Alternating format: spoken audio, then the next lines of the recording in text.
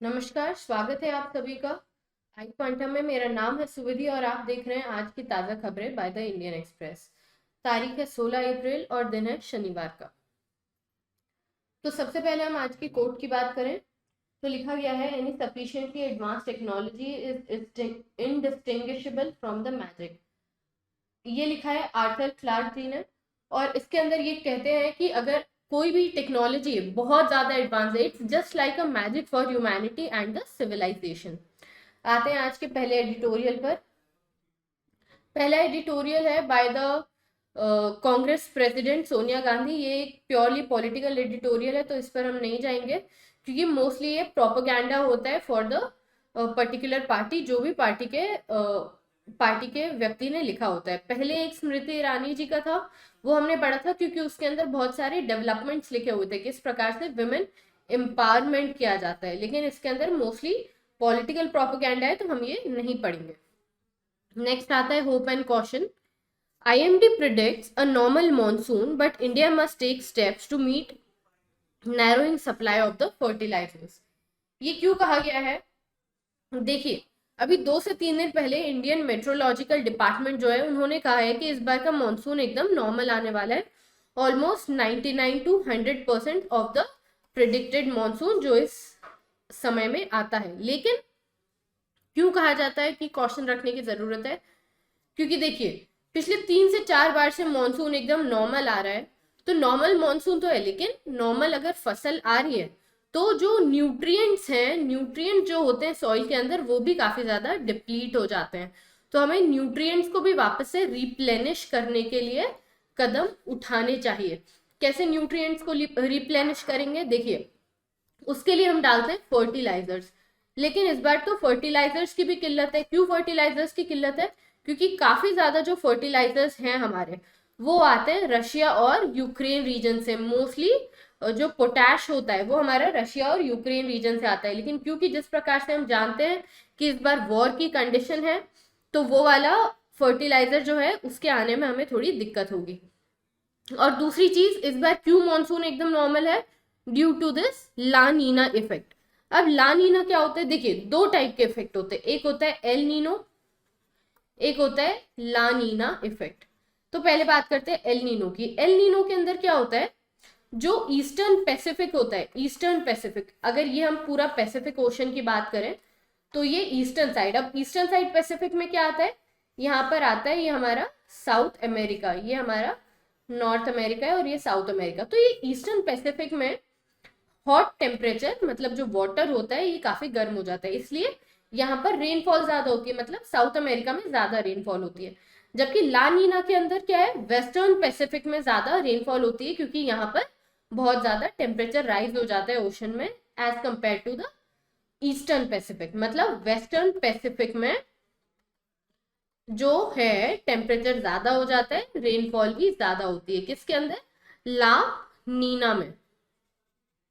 ठीक है, ला नीना के अंदर ऐसा होता है। तो इस बार ला नीना इफेक्ट की वजह से हमारे यहाँ भी अच्छी मॉनसून होने वाली है और इंडियन ओशन डायपोल इफेक्ट भी है।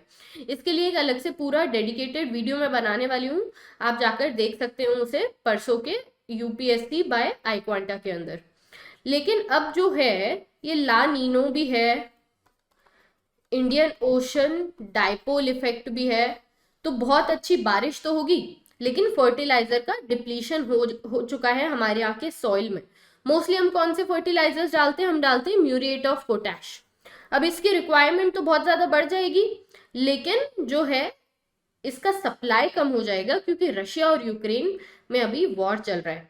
तो क्या किया जा सकता है? ये जो फर्टिलाइजर्स है, जो फिनिश फर्टिलाइजर्स है, इनकी जगह हम ज्यादा प्रमोट कर सकते हैं सिंगल सुपर फॉस्फेट फर्टिलाइजर को।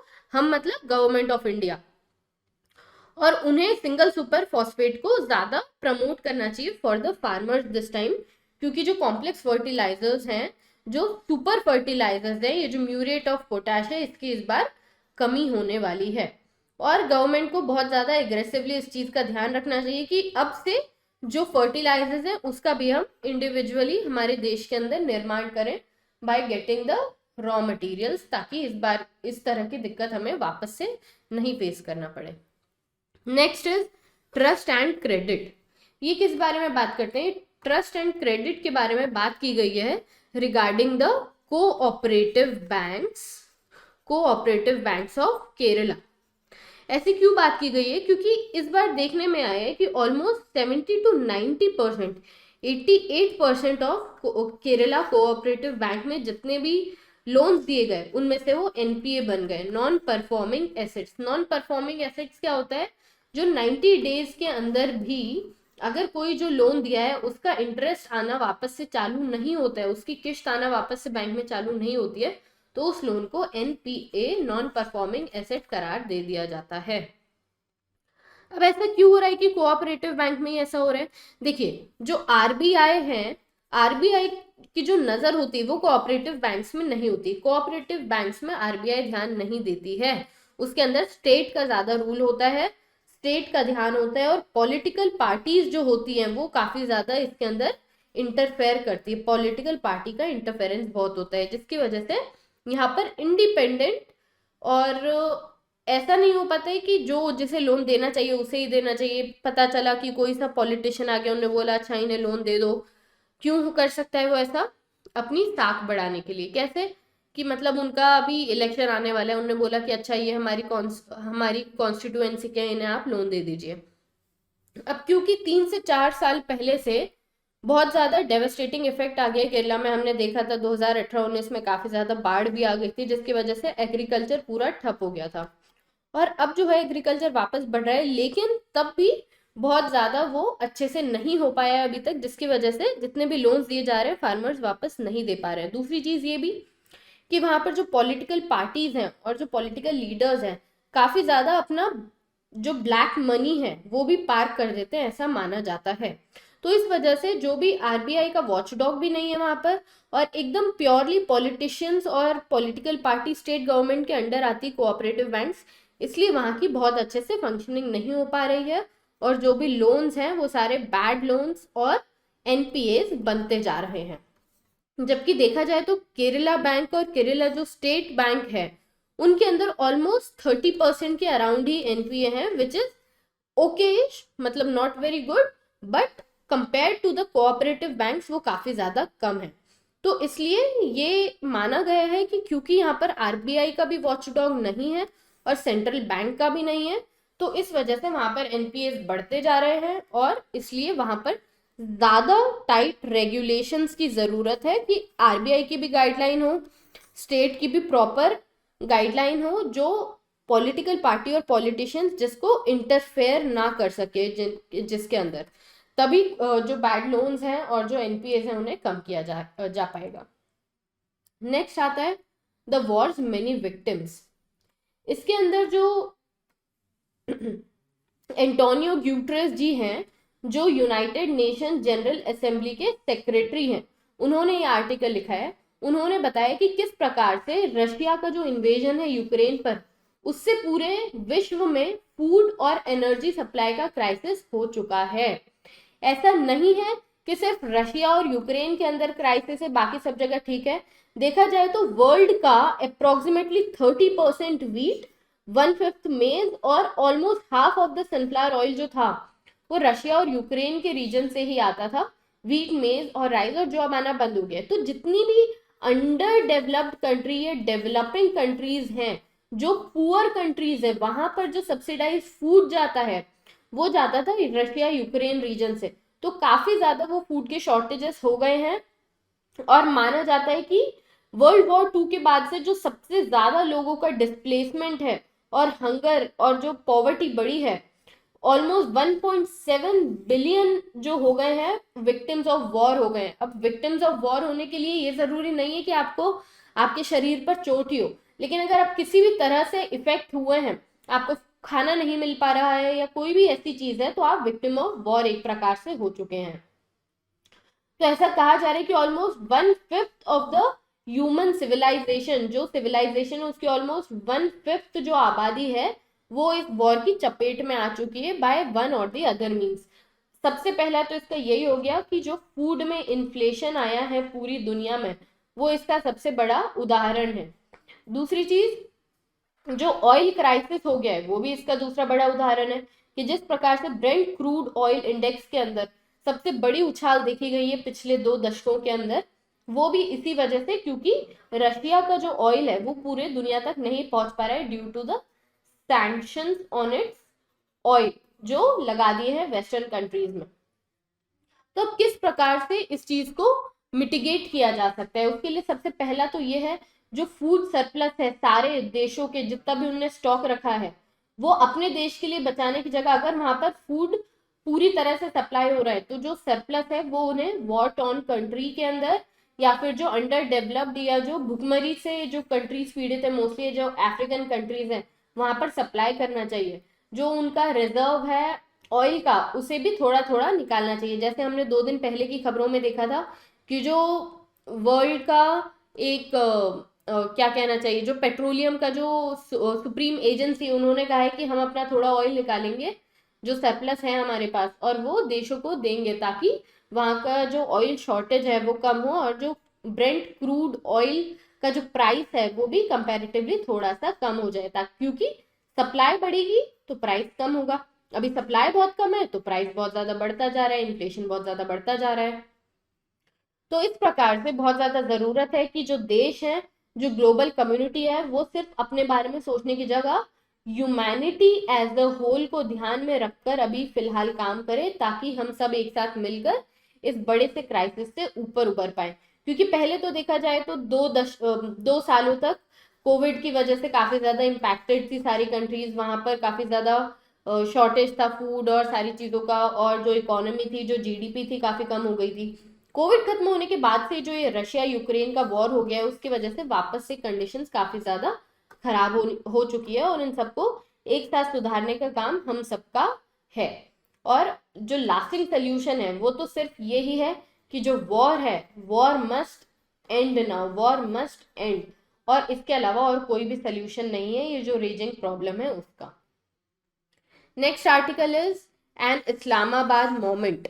इसके अंदर जो लिखती है हमारी एडिटर मेनका गुरुस्वामी जी, ये कहती हैं कि इस्लामाबाद के अंदर जो अभी मिलिट्री का ऐसा कहा जा रहा है कि मिलिट्री की वजह से आउट हुआ है हमारे एक्स प्राइम मिनिस्टर जो पाकिस्तान के थे इमरान खान जी, वो मिलिट्री के आउट की वजह से हुए हैं rather than the constitutional out जो सुप्रीम कोर्ट ने किया। एक्चुअली क्या हुआ था, मैं आपको थोड़ा बैकड्रॉप दे दूं इसका, कि जो सुप्रीम कोर्ट थे पाकिस्तान के, उन्होंने कहा कि एक्चुअली जो सुप्रीम कोर्ट है पाकिस्तान की, उन्होंने कहा कि ये कॉन्स्टिट्यूशनली रॉन्ग है कि आप अपनी असेंबली को डिसॉल्व करते जा रहे हो जब आपका नो कॉन्फिडेंस मोशन आया। तो उन्होंने इसको सुपरसीड कर दिया और वापस से जो नो कॉन्फिडेंस मोशन था उसको लेकर आए और उस पर वोटिंग करवाई, जिसकी वजह से जो प्राइम मिनिस्टर थे पाकिस्तान के एक्स वो बाहर चले गए हैं अब, और अब वापस से नए प्राइम मिनिस्टर शहबाज जी आ गए, शहबाज नवाज, जो फैमिली से बिलोंग करते हैं नवाज शरीफ जी के। तो शहबाज शरीफ जी, एक्चुअली शहबाज शरीफ जी अभी आ गए हैं और पहले जो थे इमरान खान जी। अब इमरान खान जी चले गए, उस पर बहुत ज्यादा क्रिटिक्स ने ये कहा है कि ये मिलिट्री कू की वजह से गए, या फिर मिलिट्री कू नहीं, मिलिट्री इंटरफेरेंस की वजह से गए। तो यहाँ पर एडिटर लिखती हैं कि ऐसा नहीं है कि ये पहली बार हुआ है, पाकिस्तान में ये होता ही रहता है, जो भी डेमोक्रेटिकली इलेक्टेड गवर्नमेंट है वो कभी भी अपना 5 ईयर का टेन्योर पूरा नहीं कर पाई। ऑल्दो यहाँ पर ऐसा कहा जाता है कि जो इमरान खान जी थे वो जो आए हैं वो खुद भी इस वजह से ही आए हैं क्योंकि मिलिट्री की बैकिंग थी, लेकिन अब जो उन्होंने अपना एंटी मिलिट्री स्टैंड रखा है, एंटी यूएस स्टैंड रखा है, जिसकी वजह से मिलिट्री उनसे खफा हो गई और उन्हें बाहर कर दिया है। अब ऐसा कहा गया है कि मिलिट्री और जो सुप्रीम कोर्ट है वहां के दोनों ही बायस नहीं और वो अपने काम में नहीं देखती है, जबकि जो गवर्नमेंट है, जो डेमोक्रेटिकली इलेक्टेड गवर्नमेंट है और जो सिविलियन गवर्नमेंट है, उनके कामों में बहुत ज्यादा इंटरफेरेंस करती है। ऐसा क्यों कहा जाता है? क्योंकि देखिए, सबसे पहले तो हम बात करें मिलिट्री की, तो अब मिलिट्री को ऐसा नहीं है कि उन्हें सिविलियन गवर्नमेंट से पैसे की जरूरत है। मिलिट्री सेल्फ सफिशिएंट है पाकिस्तान की। क्यों हम ऐसा कह रहे हैं? क्योंकि मिलिट्री ऐसा नहीं है कि वो सिर्फ सोल्जर्स हैं और अपना काम करिए। मिलिट्री सबसे बड़ी कमर्शियल एंटिटी है पाकिस्तान में, सबसे बड़ी कमर्शियल एंटिटी है पाकिस्तान में। क्यों कमर्शियल एंटिटी है? क्योंकि उनके पास बहुत सारी लैंड है, वीट स्टोरेज है, fertiliser production, bicycle manufacturing plants हैं, ऑयल गैस एक्सप्लोरेशन करती है। तो ये सारी चीजें सिविलियन गवर्नमेंट की नहीं, वहां की मिलिट्री के हाथ में। तो मिलिट्री को पैसे मांगने के लिए कभी भी सिविलियन गवर्नमेंट के पास नहीं जाना पड़ता, वो अपने आप में सेल्फ सफिशिएंट है। तो वो काफी ज्यादा इंटरफेयर करती है in the civilian government functioning. और ये अभी से नहीं, ये शुरू से पाकिस्तान के फॉर्मेशन के टाइम से ये चीज देखी जा रही है। और फिर उसके बाद जो एडिटर है काफी सारे एग्जाम्पल्स बताती है इस चीज के। और वो सुप्रीम कोर्ट की भी पहले आलोचना करती हैं कि किस प्रकार से सुप्रीम कोर्ट ने कभी भी नॉन बायस स्टैंड नहीं रखा। कि जब बात की जाती है 1977 की, जब जो जुल्फिकार अली भुट्टो जी थे जिनको इम्प्रिजन किया गया था बाय जियाउल हक, तो वो किस बात पर किया गया था? ऐसा कहा गया था कि सुप्रीम कोर्ट ने कहा था कि वो करप्शन के चार्जेस पर उन्हें जेल में डाला जा रहा है। तो उनकी जो बीवी थी नुसरत भुट्टो जी, वो सुप्रीम कोर्ट के पास गई थी कि ये गलत है, लेकिन सुप्रीम कोर्ट ने ओवर रूल कर दिया था। और जो जुल्फिकार अली भुट्टो जी थे उन्हें जेल के अंदर डाल दिया गया था। तो सुप्रीम कोर्ट का वैसे ये काम नहीं था। अगर ये मिलिट्री कू है, जियाउल हक जो मिलिट्री लीडर थे, जो एक आर्म्ड फोर्सेस के लीडर थे, उन्हें ये चीज नहीं करनी चाहिए थी, सुप्रीम कोर्ट को इसके अगेंस्ट आना चाहिए था। उसके बाद दूसरा एग्जाम्पल है नवाज शरीफ जी का, जो इमरान खान के पहले प्राइम मिनिस्टर थे पाकिस्तान के। उन्हें भी जैसे जेल में डाल दिया गया था पनामा पेपर लीक के अंदर, जहां पर इतने सारे लोगों के नाम आए थे। और इनफैक्ट ऐसा था कि पनामा पेपर लीक ठीक है, लेकिन जो पाकिस्तान के अभी जो प्राइम मिनिस्टर पहले थे इमरान खान जी, उन्होंने भी खुद पिटीशन लिखी थी कि इन्हें बाहर कर देना चाहिए क्योंकि ये ऑनेस्ट नहीं है। तो ऐसा है कि यहाँ की जो मिलिट्री और जो सिविलियन लीडर्स हैं, दोनों ही कॉन्स्टिट्यूशन का इस्तेमाल करते हैं। और जो प्राइम मिनिस्टर्स होते हैं जो कॉन्स्टिट्यूशनली इलेक्टेड या जो सिविलियंस के द्वारा इलेक्टेड होते हैं, उन्हें बाहर करने में कोई कसर नहीं छोड़ते। लेकिन कम से कम इस बार इमरान खान जी को खुद ध्यान रखना चाहिए था ये वाली चीज, या जो भी सिविलियन लीडर होते हैं उन्हें ध्यान रखना चाहिए कि जो वेपन वो इस्तेमाल कर रहे हैं दूसरों के अगेंस्ट ताकि वो खुद पावर में आए, वो वेपन उनके अगेंस्ट भी तो इस्तेमाल हो सकता है। जिस प्रकार से इमरान खान जी ने ये नवाज शरीफ के अगेंस्ट ये जो वेपन था कि कॉन्स्टिट्यूशनली ये रॉन्ग है, मॉरली रॉन्ग है, तो आपको हटा देना चाहिए, जेल में डाल देना चाहिए, ये अब उनके अगेंस्ट काम आ गया है कि सुप्रीम कोर्ट जो है उन्होंने कह दिया है कि कॉन्स्टिट्यूशनली रॉन्ग है और अब आपको हट जाना चाहिए और नो कॉन्फिडेंस मोशन आना ही चाहिए, उसके बाद ही देखा जाएगा क्या है।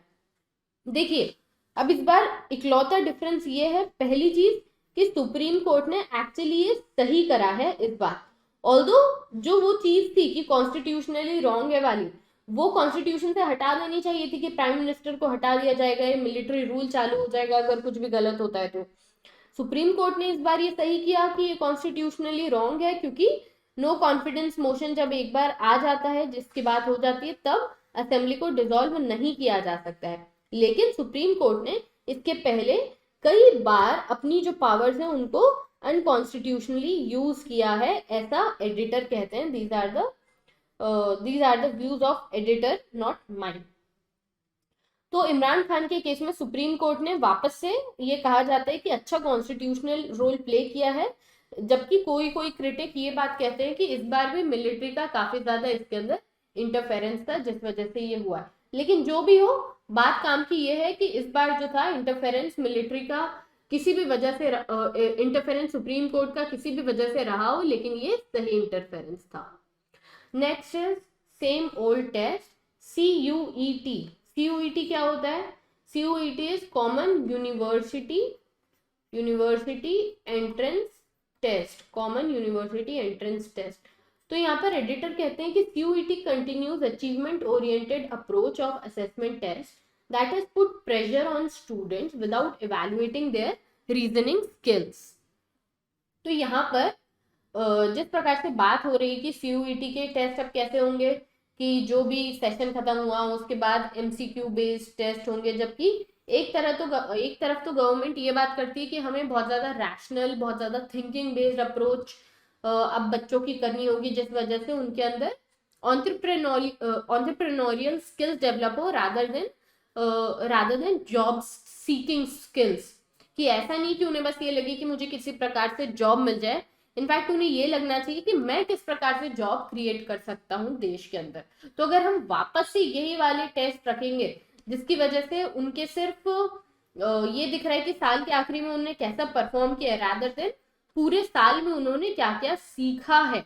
हमें किस पर एम्फेसाइज करना है कि उन्हें क्या समझ आया है, क्या सीखा है, क्या उन्हें इंटरफेयर करा है, क्या इन्फर किया है उस चीज से। तो इसकी जगह अगर हम एमसीक्यू बेस्ड टेस्ट वो भी साल के आखिरी में लेंगे तो इससे बच्चों को अंदर क्या गेन हुआ है क्या पता चलेगा। वो तो वही बात हो गई कि आखिरी में बुक पढ़ी, रटी और उससे एग्जाम दे दी। तो जो एडिटर है वो कहते हैं कि हमें इस चीज का ध्यान रखना चाहिए कि ये चीजें वापस ना हो। जो न्यू एजुकेशन पॉलिसी है गवर्नमेंट की वो काफी ज्यादा कमेंडेबल है और उस पर ध्यान हमें देना चाहिए।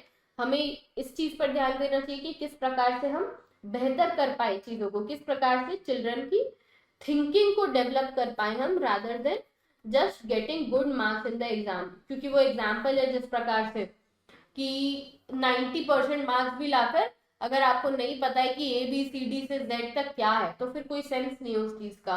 रट कर तो कोई भी पास हो सकता है और फर्स्ट मार्क्स ला सकता है, लेकिन इट्स अबाउट कि कितना ज्यादा आप अंडरस्टैंड करते हो उस चीज को। Next article is misreading the Kashmir files. It is written by Abhinav Kumar who is an IPS officer serving currently in the Uttarakhand. ये कहते हैं कि जो लेफ्ट लिबरल क्रिटिक्स हैं they are tone deaf to change political and cultural realities। जिस प्रकार से अभी कश्मीर फाइल्स मूवी आई है और काफी ज्यादा वो सक्सेसफुल रही है तो काफी चिंतित है एडिटर। वो कहते हैं कि जिस प्रकार से पोर्ट्रे किया गया है कि कश्मीरी हिंदूज पर कितनी ज्यादा एट्रोसिटीज हुई है और कश्मीरी मुस्लिम्स को एकदम ही अंडरमाइन कर दिया जा रहा है। ये ध्यान रखने की जरूरत है कि ऐसा नहीं कि कश्मीरी मुस्लिम्स को अंडरमाइन किया जा रहा है, पूरी कश्मीरियत को अंडरमाइन किया जा रहा था। और वो जो चीजें थी, जो एट्रोसिटीज हुई थी, ऐसा नहीं है कि वो कश्मीरी मुस्लिम्स ने कश्मीरी हिंदूज पर की थी, बल्कि वो एट्रोसिटीज जो टेररिस्ट और जो सेपरेटिस्ट ऑर्गेनाइजेशन है, सेपरेटिस्ट ऑर्गेनाइजेशंस ने पूरी कश्मीरियत पर करी थी। हिंदूज और मुस्लिम्स दोनों उसके अंदर इक्वली अफेक्ट हुए थे। और ऐसा भी नहीं है कि ये जो सेपरेटिस्ट है अपने आप इतनी ज्यादा हिम्मत कर लेते हैं, बल्कि इन सेपरेटिस्ट के पास पॉलिटिकल बैकिंग होती है। पॉलिटिकल बैकिंग जो खुद वैली के जो लीडर्स थे उन्होंने बैक किया था, इसलिए वो इतनी आगे तक बढ़ पाए फॉर देयर पेटी पॉलिटिक्स।